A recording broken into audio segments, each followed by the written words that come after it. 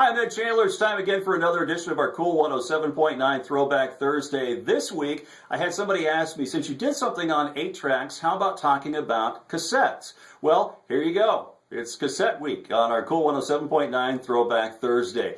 The cassette, as we know it, was originally called the compact cassette. It was developed by the Philips Corporation in 1963 and basically had its heyday through 1988. Philips, in their original design, what they were looking for was taking existing tape technology and then making it into a small, compact way that people could carry it around. Now, the original purpose of the compact cassette wasn't for music. Strangely enough, it was for dictation. So what Philips did is they came up with the cassette design and then built the electronics to go along with it in the form of a portable tape player. And these portable tape players ran for a while on batteries, C-cell batteries specifically, just like this C-cell right here.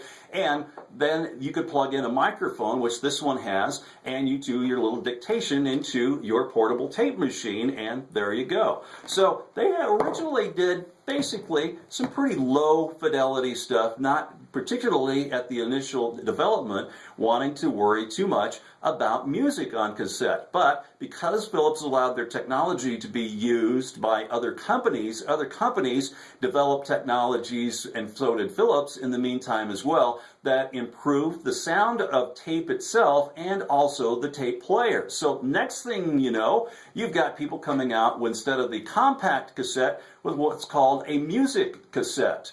And the difference between a music cassette and a compact cassette is the fact that a music cassette has pre-recorded music on it that you purchase from, your local record store, as it were. Later on, towards the end, of course, the cassette era, they also released what was called the cassette single. 45 were falling out of favor, and of course, with the digital technology, cassette makers were looking for a way to cash in, so they made these little compact cassettes that were cassette singles. One song on one side, one song on the other side, much like 45s were in the vinyl world. All in all, between 1963 and 1988, which was pretty much the end of the heyday for the compact cassette or the music cassette, or as we call it, just the cassette, period, they sold over 3 billion of these. That's what the folks at Philips say.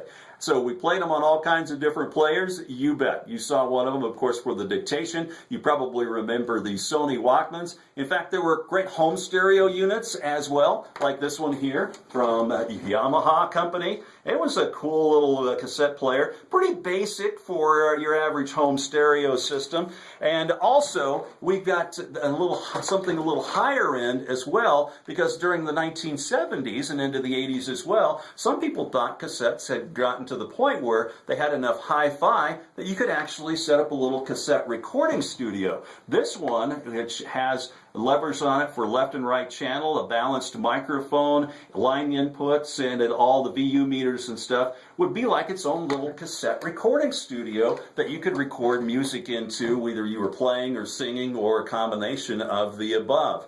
Now, one of the things that happened with cassette technology is much like what happened with digital technology as well, and that was the worry about pirating, especially when companies came out with machines like this, which were able to duplicate tapes. One tape could play, the other one could record simultaneously. In fact, this machine would do it at double speed, so you could record an entire cassette tape to another tape in about half the time that it would take to play the tape. But all in all, tape technology, as far as the compact cassette and music cassettes, were doomed anyway because of the digital technology. Compact discs were hitting the market. Sony was releasing their mini disc, which pretty much failed. Digital audio tape didn't go hardly anywhere either. However, CDs did. And it was partly because of the portability, much like the compact cassettes, the digital quality, which was much better than the compact cassettes, and the fact that they were, much like compact cassettes,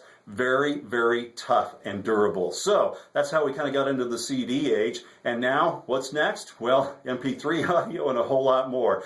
But that's a whole nother throwback for another day. For this week, hey, hope you had fun enjoying a little bit of time with us and our compact cassettes, music cassettes, and the fact that the cassette is 52 years old and has so far sold at least 3 billion or more.